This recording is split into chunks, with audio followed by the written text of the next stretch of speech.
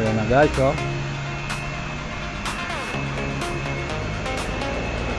Yan tayo.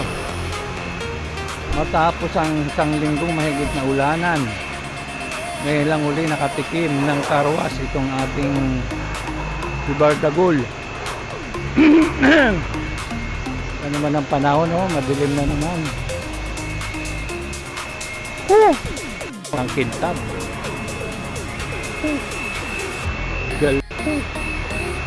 Galing. Ang gulong natin may wax na. Oh. Shout out sa mga GNL Car Wash Boy. Yeah. Okay, linis. Pulido.